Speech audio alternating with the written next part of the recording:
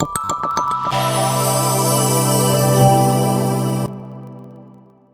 Morning friends, welcome to Abhayam academy. నేను మీ Rambabu sir. స్వతంత్రోద్యమం 80th ఇండిపెండెన్స్ డే సందర్భంగా ఈరోజు క్లాస్ నేషనల్ మూమెంట్ గురించి మనం మాట్లాడుకుందాం. సో మనకి AO Hume, father of Indian national Congress, భారతదేశంలో ఒక పొలిటికల్ బాడీ ఉండాలి అనేసి ఏ సంవత్సరంలో ప్రపోజ్ చేశారు? 1883లో ప్రపోజ్ చేశారు. ఓకే, 1883లో ఆర్గనైజేషన్ ఉండాలనేది 1883. దానికి ఏం పేరు పెడదాం అనుకున్నారు ఏవో Hume? Indian national union. Okay, so మనకి ఇండియన్ ఇక్కడ 1890లో ఇండియన్ నేషనల్ కాంగ్రెస్ సమావేశాన్ని ఉద్దేశించి ప్రసంగించిన మొట్టమొదటి మహిళ ఎవరు? She was the first women graduate from India, from Calcutta university. 1890లో ఆమె ఇండియన్ నేషనల్ కాంగ్రెస్ ఉద్దేశించి ప్రసంగించారు. కాదంబరి గంగూలీ. హిందూ న్యూస్ పేపర్ని అలాగే మద్రాస్ మహాజన సభ కో-ఫౌండర్ ఎవరు? Subrahmanyam Iyer. So Indian national association was founded by Surendranath Banerjee. అతనికి ఉన్న టైటిల్ ఏంటి? Silver tongue orator. అనర్గళంగా మాట్లాడతాడు అని చెప్పి అనమాట. సో మనకి సేఫ్టీ వాల్ థియరీని ఎవరు ప్రపోజ్ చేశారు? ఇండియన్ నేషనల్ కాంగ్రెస్ గురించి సేఫ్టీ వాల్ థియరీని ఎవరు ప్రపోజ్ చేశారు? దాన్ని ఏ ఇండియన్ నేషనల్ లీడర్ సపోర్ట్ చేశాడు? ఏవో హ్యూమ్ అండ్ అదర్స్ అనమాట. ఏంటి, what is meant by safety wall theory? Safety wall theory అంటే రైజింగ్ డిస్కంటెంట్ పెరిగిపోతుంది, అది ఆ అసంతృప్తిని పీస్ఫుల్గా ఒక వెంట్, సేఫ్టీ వాల్లో ఒక ప్రెజర్తో వస్తున్న వాటర్ని ఎలాగైతే కొద్దిగా పక్కకి తెప్పి ఎలా పంపిస్తుందో సేఫ్టీ వాల్వ్, ఆ డిస్కంటెంట్ మనం పంపించాలని చెప్పి ఏవో హ్యూమ్ ఏమి డిఫెన్స్ సెక్రటరీ కాదు ఆయన. ఎక్కడో సమ్ అదర్ డిపార్ట్మెంట్లో ఆయన పనిచేస్తున్నారు ఆయన. సో ఆయనకి ఇదంతా ఎలా వచ్చింది అంటే విప్పించడం చెప్తారు. అకల్ట్ పవర్స్ ద్వారా తెలిసింది. అక్కడ థియోసాఫిస్టులు, టిబెటన్ నుంచి కొంతమంది, అకల్ట్ అంటే సిద్ధులు అంటాం కదా, అలా తెలిసిందని చెప్పి సేఫ్టీ వాల్ థియరీకి ఒక సైద్ధాంతిక ఇది ఉండదు. వెడర్బర్న్ ఇదంతా రికార్డ్ చేయడం జరుగుతుంది అనమాట. సో మన ఇండియన్ నేషనల్ లీడర్ అయిన లాలా లజపత్ రాయ్ గారు దీన్ని సపోర్ట్ చేశారట, సేఫ్టీ వాల్ థియరీని. అయితే మన వాళ్ళలో మెయిన్ ఒక లీడర్ దీన్ని లైట్నింగ్ కండక్టర్ థియరీని ప్రపోజ్ చేశారు. ఎవరతను? గోపాలకృష్ణ గోఖలే గారు. ఆయన అంటే ఆల్ సేఫ్టీ వాల్ అనుకున్నారు. మనకేంటి, the mighty British empire will suppress easily any ఒక ఇండియన్ కనుక స్థాపిస్తే కనుక వాళ్ళు ఈజీగా డఫరెంట్ అండ్ అదర్స్ దాన్ని ఈజీగా ఇబ్బంది పెట్టేస్తారు. కాబట్టి మనకు ఒక లైట్నింగ్ కండక్టర్ ఉండాలి. లైట్నింగ్ కండక్టర్ ఏం చేస్తుంది? అక్కడ మనకి బెంజమిన్ ఫ్రాంక్లిన్ కనుక్కున్నారు. ఒకప్పుడు రీఇన్ఫోర్స్డ్ కాంక్రీట్ లేనప్పుడు, స్టీల్ పిల్లర్స్ లేనప్పుడు, అది పిడుగు బారిని ఇల్లు పడకుండా పై నుండి కిందకి ఒక మెటల్ ఐరన్ది ఒక తీగలాగా పై నుండి కిందకి ఎత్తులోకి పెట్టేవారనమాట. ఆ పిడుగు వచ్చినప్పుడు అక్కడ అది అలాగా న్యూట్రలైజ్ చేసేది అనమాట లైట్నింగ్ కండక్టర్. అలాగా లైట్నింగ్ కండక్టర్ లాగా ఉపయోగించుకుందాం అని చెప్పి మన వాళ్ళు. సో ఇది కాకుండా ఇంకొక థియరీ కూడా వచ్చింది ఇండియన్ నేషనల్ కాంగ్రెస్ ఫౌండేషన్ మీద, కాన్స్పైరసీ థియరీ. కుట్ర చేశారు అక్కడ. సో బ్రిటిష్ అఫీషియల్స్ కొంతమంది కలిపి కుట్ర చేసి దీన్ని స్థాపించారు. ఎందుకంటే మన భారతీయులు మాస్ అప్రైజింగ్, ఒక తిరుగుబాటు చేయకుండా అని చెప్పి దీన్ని ప్రపోజ్ చేసింది ఎవరు? రజనీ పామే దత్ సేఫ్టీ వాల్ థియరీని మనకి ప్రపోజ్ చేయడం జరిగింది. ఒక ఇంపార్టెంట్ మోడరేట్ లీడర్స్ పేర్లు చెప్పండి, ముఖ్యమైన మితవాద నాయకులు. దాదాబాయి నౌరోజీ, బెనర్జీ వస్తాడు. ఇంకా who was the first Muslim president? Badruddin Tyabji వస్తారు. అలాగే ఫిరోజ్ షా మెహతా, దిన్ షా వాచా, వీళ్ళందరూ, డబ్ల్యూసి బెనర్జీ, వీళ్ళందరూ మనకి మోడరేట్ లీడర్స్ అనమాట. జస్ట్ ఒక ఐడియా కోసమే. ఓకే, నెక్స్ట్ వన్, బ్రిటిష్ రూల్ని పర్పెచువల్ ఫారిన్ ఇన్వేజన్ అని చెప్పి కాయిన్ చేసిన మోడరేట్ ఎవరు? పర్పెచువల్ ఫారిన్, నిరంతరం అనమాట ఇన్వేజన్, ఒక దండయాత్ర, నిరంతర దండయాత్ర. అలాగే ఇంకొక చరిత్రకారుడు కూడా అంటాడు, గంగా నదిలో ముంచేసి థేమ్స్ నదిలో పిండియడం. ఏ చరిత్రకారుడు అన్నారు? గంగా నదిలో ముంచేసి థేమ్స్ నదిలో పిండేయడం అంట. ఇక్కడ ముంచడం, అక్కడ పిండేయడం. జాన్ సలివన్ అంటాడు. అలాగే పెర్సియస్ పేరు అయితే సిగ్గు శరవం లేని భయంకరమైన దోపిడీ యోగం. సిగ్గు శరవం లేని భయంకరమైన దోపిడీ యోగం పెర్సియస్ పేరు అయితే. సో ఇది క్వశ్చన్ అడిగాను. పర్పెచువల్ ఫారిన్ ఇన్వేషన్, దాదాపు నవరోజు ఎకనామిక్ క్రిటిక్ ఏం పుస్తకం రాసేది ఆయన? Poverty and an British rule గురించి ఇన్ ఇండియా అనే పుస్తకం రాశారు కదా, దానిలో గురించి మాట్లాడడం జరిగింది. ఓకే. సో మనకి ఈ ఎక్స్ట్రీమిస్టులు లేదా అతివాదుల్లో ఎవరు మనకి నేషనల్ స్కూల్, లాహోర్లో నేషనల్ స్కూల్ స్థాపించారు? లాలా లజపత్ రాయ్. సో లాలా లజపత్ రాయ్ ఎప్పుడు మరణించారు? సో మనం నాన్ కోఆపరేషన్ మూవ్మెంట్ 1920లో స్టార్ట్ అయిన రోజే, అక్కడ ముందు రోజు అనుకుంటా బాలగంగాధర్ తిలక్ చనిపోతే, అందుకే గాంధీ గారు తిలక్ స్వరాజ్ ఫండ్ 1 crore అనమాట. సో అక్కడ మా బాలగంగాధర్ తిలక్ చనిపోయారు నాన్ కోఆపరేషన్ మూవ్మెంట్ స్టార్ట్ అయిన రోజే. సో లాఠీ దెబ్బలకు మరణించింది ఎవరు? ఎక్కడ మరణించారు? ఎప్పుడు మరణించారు? సైమన్ కమిషన్ ప్రొటెస్ట్లో 1928 లాహోర్లో లాలా లజపత్ రాయ్ మరణించారు అనమాట. సో అక్కడే మనకి ఎవరు మన Bhagat Singh, Sukhdev, Rajguru. So they assassinated Saunders. After Saunders assassination అక్కడ భగత్ సింగ్ కోర్టులో చెప్తాడనమాట, a leader respected by millions of the people was killed by an ordinary police official was insult to the nation అంటాడు. అంతే, insult, you have to efface it. ఒక ఇంతమంది చేత ఆరాధింపబడుతున్న ఒక నాయకుడిని ఒక సాధారణ పోలీస్ ఆఫీసర్ చంపేస్తే మనం ఎందుకు తీసుకోం ప్రతీకారం అని చెప్పి అసలు తెలియకపోను. కాకపోతే వాళ్ళు ఏంటంటే వాళ్ళ ideology HSRA, Hindustan socialist Republican army, HRA 1924, HSRA 1928, వాళ్ళ ఐడియాలజీ తెలియాలి, అందరికీ తెలియట్లేదు, డఫ్ ఎయిర్ అయిపోతుందని చెప్పి అప్పుడు Bhagat Singh, Batukeshwar Dutt and others, Chandrashekhar Azad and others, అక్కడ బాంబు, అక్కడ public safety bill, Indian defence bill ఉంది కదా, రెండింటికి అక్కడ డిస్కషన్ అవుతుంటే సెంట్రల్ లెజిస్లేటివ్ అసెంబ్లీలో బాంబ్స్ వేశారు. హార్మ్లెస్ బాంబ్స్ వేసి పట్టుబడి ఆ తర్వాత వాళ్ళు దాన్ని ఉపయోగించుకోవడం, ఇదంతా మనకి అక్కడ జరిగిందన్నమాట. 1928 సైమన్ కమిషన్. సో సైమన్ కమిషన్కి ఇండియన్ రియాక్షన్ ఏంటి? ఇండియన్ కాంగ్రెస్ పార్టీ రియాక్షన్ ఏంటి? అక్కడ సెక్రటరీ ఆఫ్ స్టేట్ ఒక ఛాలెంజ్ చేస్తాడు, మీరు కాన్స్టిట్యూషన్ రాసుకోలేకపోతున్నారు, మేము ఇస్తే మీరు వద్దంటున్నారని. దానికి ఇండియన్ నేషనల్ కాంగ్రెస్ ఒక ఆన్సర్ ఇచ్చింది. ఆన్సర్ పేరు నెహ్రూ రిపోర్ట్. 1928లో నెహ్రూ రిపోర్ట్ రూపంలో అది సమాధానం కూడా జరిగిందనమాట. ఓకే. సో కాంగ్రెస్ మోడరేట్లు, ఎక్స్ట్రీమిస్టులు తిరిగి కలవడానికి ఏ సమావేశంలో నిర్ణయం తీసుకున్నారు? కాంగ్రెస్, మోడరేట్ అతివాదులు, మితవాదులు, అన్నలు, తమ్ముళ్ళు తిరిగి కలుసుకోవడానికి ఏ సమావేశంలో నిర్ణయం తీసుకున్నారు? 1915 బాంబే సెషన్ డెసిషన్ తీసుకున్నారు. 1915లో ఫిజికల్గా కలిసింది 1916 లక్నో సెషన్. అడిగితే డెసిషన్, నిర్ణయం ఎప్పుడు తీసుకున్నారు? మరి అక్కడ తీసుకున్నాక 1916 లక్నో సెషన్లో మనకి కలవడం జరిగిందనమాట. Okay. So which leader was called as father of revolutionary thoughts in India? అంటే విప్లవ భావజాలానికి పితామహుడని ఏ దేశ నాయకుడిని అంటారు? ఈ టైటిల్ అయితే మాత్రం బిపిన్ చంద్రపాల్. ఈ టైటిల్ వరకు బిపిన్ చంద్రపాల్ ఉందన్నమాట. Okay.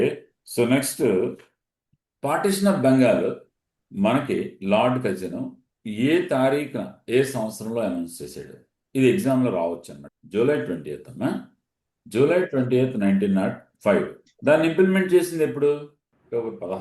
October 16ని day of mourning అని, రక్షాబంధన్ అని ఇవన్నీ మనకి చెప్పడం జరిగింది కదా. ఓకే. సో మనకి ముస్లిం లీగ్ ఏ సంవత్సరం, ఏ తారీఖున స్థాపించారు? 1906 కదా ముస్లిం లీగ్. అంటే హిస్టారికల్గా చూస్తే మనకి బెంగాల్ యాజిటేషన్ రావడం ఇదంతా చూసి ఈ ముస్లిమ్స్ అందరూ కలిసి కొంతమంది వెళ్ళి అక్కడ ఢాకా డిప్లొమసీ అంటాం, ఢాకా వెళ్తారు కదా, వెళ్ళి అక్కడ సపోర్ట్ చేస్తాం మీకు అని చెప్పి అలాగే వచ్చింది కదా ముస్లిం లీగ్. ఎవరు స్థాపించారు ముస్లిం లీగ్ని? నవాబ్ సలీముల్లా ఖాన్ అండ్ ఆగా ఖాన్. నవాబ్ సలీముల్లా ఖాన్ ఢాకా నవాబ్ అనమాట. సో ఇది ఇక్కడ ఏ సందర్భంగా, ఏ సమావేశం సందర్భంగా ముస్లిం లీగ్ స్థాపించబడింది? ఏ ఆర్గనైజేషన్ మీటింగ్ సందర్భంగా దీన్ని స్థాపించారు? ఇది జనరల్గా మీకు తెలియదు. Establish during the all India Mohammedan educational conference.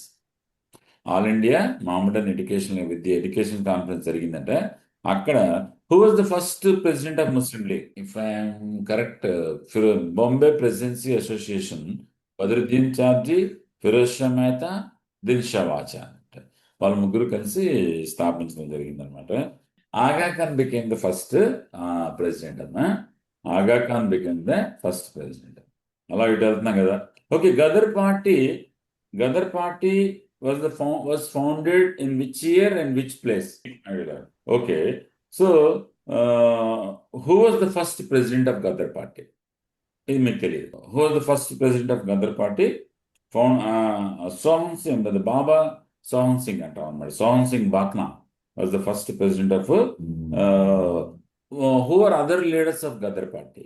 Bye Parmanand, Kartar Singh Sarabha, వీళ్ళందరూ అనమాట. సో వీళ్ళు యూపీఎస్సీలో కూడా ఈ పెట్టాడు, రెగ్యులర్గా అడిగేవాడు. ఓకే, లాలా హృదయాలు. నెక్స్ట్ మనకి కామగడ్మారు ఇన్సిడెంట్ ఎప్పుడు జరిగింది, ఏంటది? Very good, 1914. ఏం జరిగింది, ఎవరు? సో మనకి 1916లో జరిగిన ఇంకొక హిస్టారికల్ మీ ఒప్పందం ఏంటి, చారిత్రక ఒప్పందం ఏంటి? లక్నో ఒప్పందం. ఎవరెవరు జరిగింది? లక్నో ప్యాక్ట్. అందులో ఏం జరిగింది? లక్నో ప్యాక్ట్లో ఏం జరిగింది? సో 1909 మింటో మార్లే రిఫార్మ్స్ ఉన్నాయి కదా, ముస్లిమ్స్కి సెపరేట్ ఎలక్టరేట్స్ లేదా ప్రత్యేక నియోజకవర్గాలు అనే విషయాన్ని కాంగ్రెస్ ఒప్పుకుంది. హిస్టారికల్ బ్లండర్ అంటారు కొంతమంది చరిత్రకారులు. కాంగ్రెస్ దాన్ని ఒప్పుకోవడం వలన అక్కడ కమ్యూనలిజం, మతతత్వం అనేది అక్కడ అలాగది ఇంకా బలమైపోయింది, కాంగ్రెస్ అక్కడ యాక్సెప్ట్ చేయడం వలన అని చెప్పి కొంతమంది చరిత్రకారుల భావన అనమాట. సో అక్కడ యాక్సెప్ట్ చేయడం జరిగింది. ఓకే, ఆగస్ట్ డిక్లరేషన్ ఏ సంవత్సరంలో వచ్చింది, ఏంటది? అది ఆగస్ట్ ఆఫర్, ఇది ఆగస్ట్ డిక్లరేషన్. ఎప్పుడు వచ్చింది ఆగస్ట్ డిక్లరేషన్? 1916లో హోమ్ రూల్ మూవ్మెంట్ ఉధృతంగా సాగుతున్నప్పుడు బ్రిటిష్ గవర్నమెంట్ ఒక క్యారెట్ ఇవ్వాలి. క్యారెట్ అండ్ స్టిక్ కదా policy.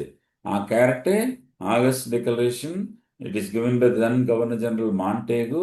That's why it is called as Montagu declaration. ఆగస్టులో ఇచ్చారు కాబట్టి ఆగస్ట్ డిక్లరేషన్. ఎందుకు ఇక్కడ ఏం ఇచ్చారంటే, అక్కడ గ్రాడ్యువల్ సెల్ఫ్ గవర్నమెంట్ అనేది మెల్లమెల్లగా ఇస్తాం మీకు. ఎప్పుడు ఇస్తామో తెలియదు. Will give the self government slowly, gradual progress of self government అని చెప్పి, that is called as August declaration. Participation అన్ని ఇస్తామని చెప్పి అనమాట. భారతదేశంలో గాంధీ చేసిన మొట్టమొదటి శాసనోల్లంఘన ఉద్యమం ఏంటి, లేదా మొట్టమొదటి సివిల్ డిసోబీడియన్స్? చంపారన్ సత్యాగ్రహ. ఎవరు ఇన్వైట్ చేశారు గాంధీ గారి దీనికి? ఓకే, రాజ్ కుమార్ శుక్లా గురించి మనం ఇన్వైట్ చేశారు. ఓకే, సో భారతదేశంలో మొట్టమొదటి గాంధీ గారు చేసిన మొట్టమొదటి హంగర్ స్ట్రైక్ ఏంటి? Ahmedabad mill strike first hunger strike. Kheda Satyagraha ఏమవుతుంది అప్పుడు? మొట్టమొదటి నాన్ కోఆపరేషన్ మూవ్మెంట్, సహాయ. ఈ మూడు జనరల్గా ఎగ్జామ్లో అడుగుతారు. సహాయ నిరాకరణ ఉద్యమము. ఓకే, సో మనకి మాంట్ఫోర్డ్ రిఫార్మ్స్ అంటే ఏంటి? అంటేగు అవే 1919 యాక్ట్ కింద మనకి రావడం జరిగింది. Okay, so next, what is the full name of Rowlatt act? Anarchical and revolutionary crimes act. Anarchical and revolutionary crimes act. So ఏంటి దానిలో రౌలత్ యాక్ట్ లో మెయిన్ పాయింట్ ఏంటి, ఎసెన్స్ ఏంటి ఉంది కదా, అది తీసేయడం అని చెప్పి రౌలత్ యాక్ట్ గురించి. ఓకే, సో మనకి జలియన్ వాలాబాగ్ మసాకర్ జరిగినప్పుడు అంతమంది అక్కడ ఎందుకు గ్యాదర్ అయ్యారు? అరెస్ట్ చేయడం జరిగింది. ఓకే, సో అక్కడ జలియన్ వాలాబాగ్ 1922లో గాంధీ గారు నాన్ కోఆపరేషన్ మూవ్మెంట్ ఆపేసినప్పుడు ఇట్స్ ఏ నేషనల్ కెలామిటీ అని ఒక నేషనల్ లీడర్ వ్యాఖ్యానించారు. అవరతను జాతీయ విపత్తు. ఎందుకంటే అంత ఉధృతంగా సాగుతున్న ఈ stopped with single stroke of pen. జాతికే విపత్తు అని చెప్పి యూపీఎస్సీలో అడిగాడు మాట. Subhash Chandra Bose commented that it's a national calamity అన్నాడు. ఈవెన్ మాంటేగు ఆల్సో కామెంటెడ్, ఒక కామెంట్ ఇచ్చాడు. ఎనీబడి ఇది కూడా అడిగాడు ఒకసారి యూపీఎస్సీలో. మాంటేగు అన్నాడు ఆ రోజు, ఆనాటి గవర్నర్ జనరల్ అక్కడ మాంటేగు, ఇట్స్ ఎ ప్రివెంటివ్ మర్డర్ అన్నాడు. దాన్ని ప్రివెంట్ చేయొచ్చు, ఇట్స్ ఎ ప్రివెంటివ్ మర్డర్ అని చెప్పి మాంటేగు, చెమ్స్ఫోర్డ్ అన్నారనమాట. ఓకే. జలియన్ వాలాబాగ్ మసాకర్కి కారణమైన జనరల్ ఓడోయర్ని చంపడానికి వెళ్ళి ఇంజనీరింగ్ చదివి చంపేసిన ఖిలాఫత్ ఉద్యమం అనేది ఎందుకు ప్రారంభమైంది? వరల్డ్ వార్ అయిపోయిన తర్వాత టర్కీ, అది మీకు తెలుసు కాబట్టి. Okay. So next one, non cooperation movement ని ఎప్పుడు అడాప్ట్ చేయడం జరిగింది ఇండియన్ నేషనల్ కాంగ్రెస్? పూర్ణ స్వరాజ్ డిక్లరేషన్ లాహోర్ సెషన్ లో అడాప్ట్ చేయడం జరిగింది.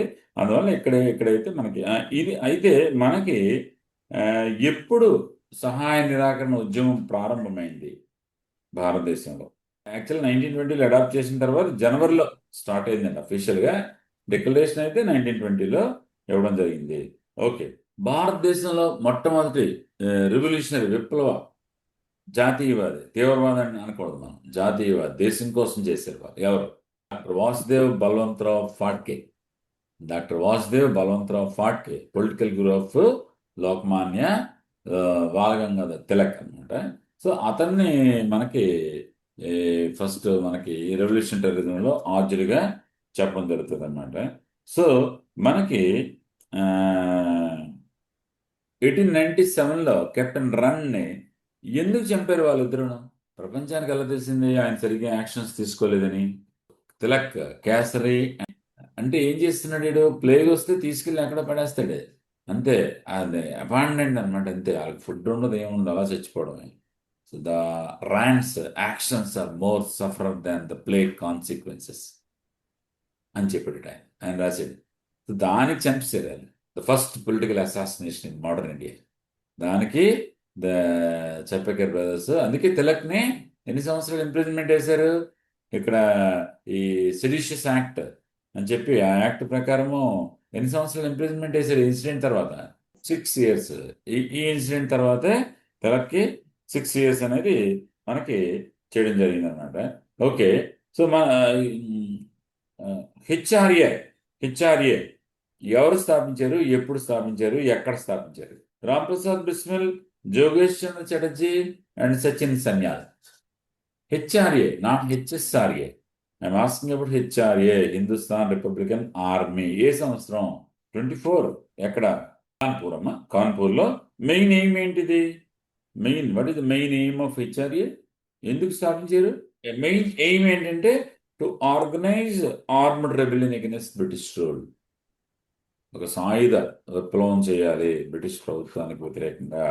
అలాగే ఫెడరల్ రిపబ్లిక్ అనేది, యునైటెడ్ స్టేట్స్ ఆఫ్ అమెరికా తరహాలో ఫెడరల్ రిపబ్లిక్ అనేది అక్కడ. So what is the first activity of HRA? Kakori train robbery. ఎవరెవరు ఉన్నారు ఇందులోని? So HRA was reorganized into HSRA. In which year and in which place and members ఎవరెవరు? So Firoz Shah Kotla మైదానంలో జరిగింది. ఎవరెవరు? భగత్ సింగ్, సుఖ్దేవ్. భగత్ సింగ్, సుఖ్దేవ్, రాజ్గురు శాండర్స్ ని ఎప్పుడు చంపేశారు? ఎప్పుడంటే సైమన్ కమిషన్ ఎప్పుడైంది? 28లో చంపేశారు. డిసెంబర్ 1928లో చంపేశారు అనమాట. సో ఇక్కడ మనకి లాహోర్ కాన్స్పిరసీ. అలాగే భగత్ సింగ్ అండ్ బటుకేశ్వర్ దత్ బాంబులు సెంట్రల్ లెజిస్లేటివ్ అసెంబ్లీలో హార్మ్లెస్ బాంబ్స్ ఎప్పుడు వేశారు? 1929. Okay. So in the banner of Indian republican army in 1930, who organized revolution of terrorism in Bengal? Dhaka Anushilan సమితి.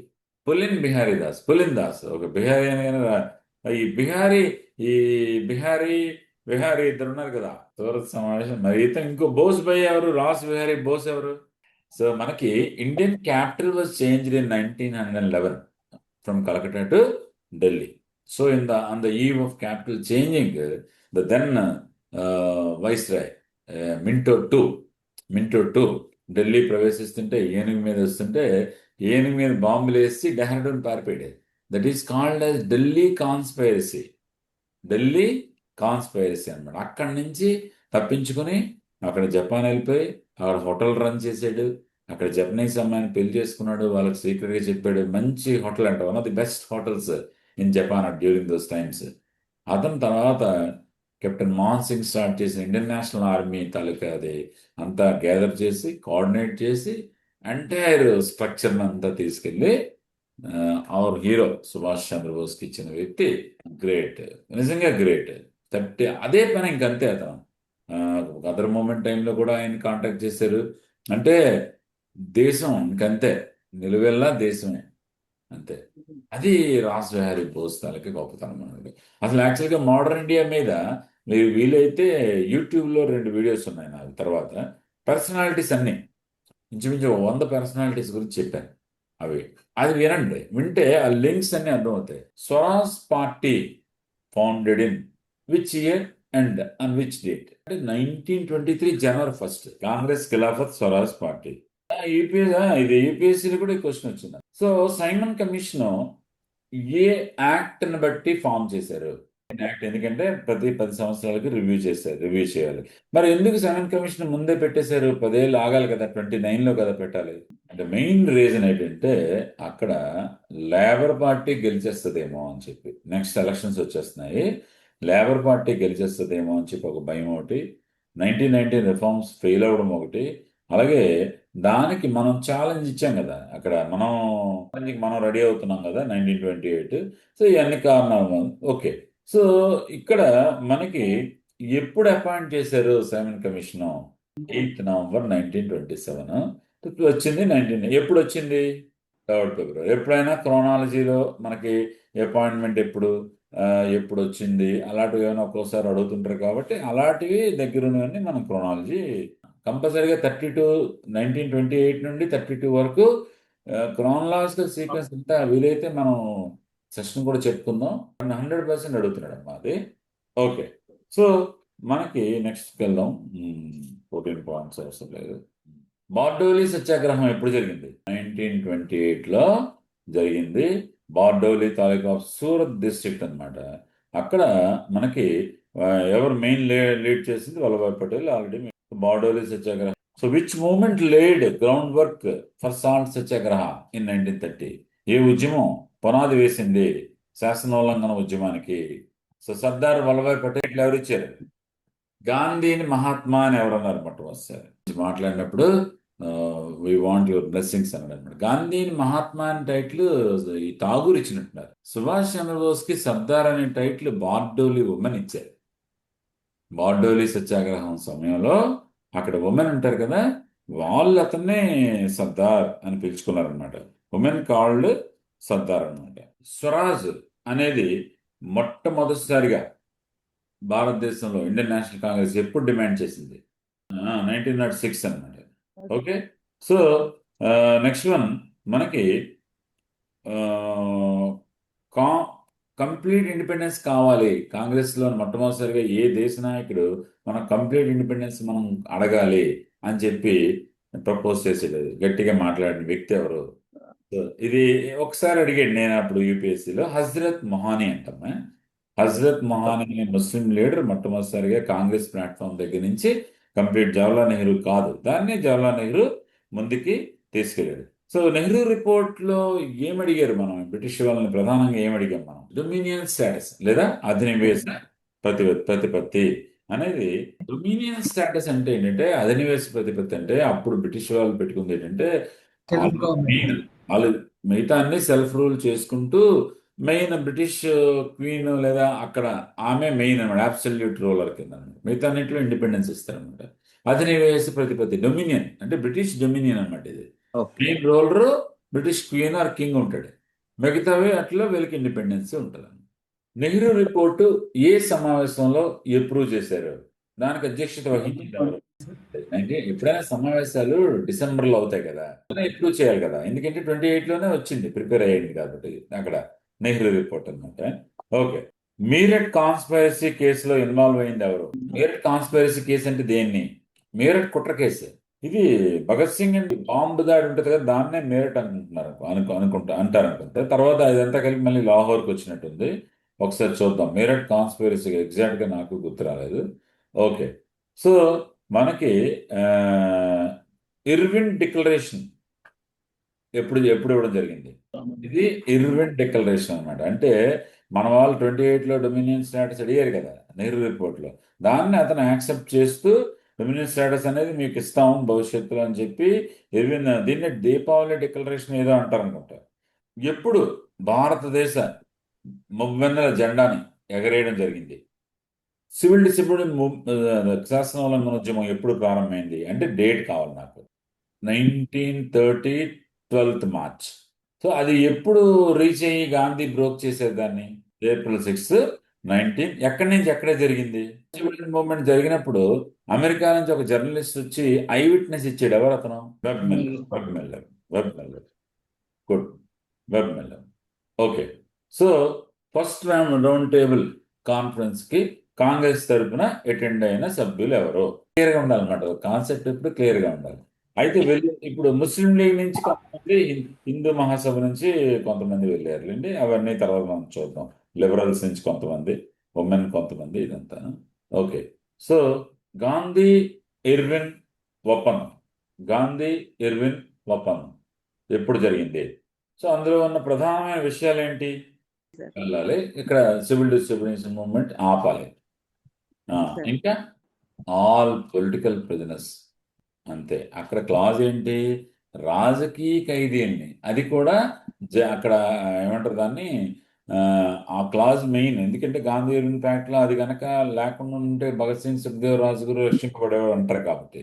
సో ఆల్ పొలిటికల్ ప్రిజనర్స్, అలాగే సాల్ట్ మీద ట్యాక్స్ ఇదంతా ఎత్తియడం, ఇదంతా మనకి next. Karachi Congress session was presided by. Karachi Congress session was presided by. ఏంటి నిర్ణయం? ప్రధాన నిర్ణయం ఏంటి? Fundamental rights, national economic policy. National economic policy అనమాట.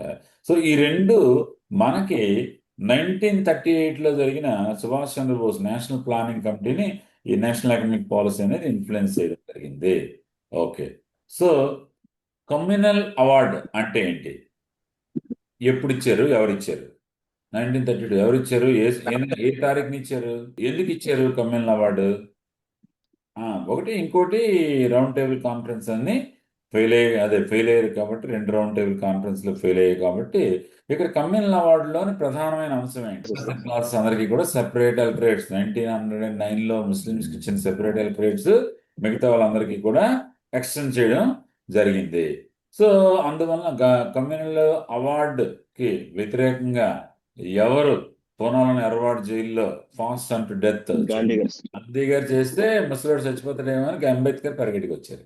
సో ఒక ఒప్పందం జరిగింది. ఆ ఒప్పందంలోని అంశాలు ఏంటి? కామన్ అంటే సెపరేట్ ఎలక్టరేట్స్ తీసేశారు, సీట్స్ పెంచారు. ఇది యూపీఎస్సీలో మాట. 71 to 147 అనేది ఇందులోని పూనా ఒప్పందం గాంధీకి ఇక్కడ జరిగింది. Indian national Congress first session Poona నుండి ముంబైకి ఎందుకు మార్చారు?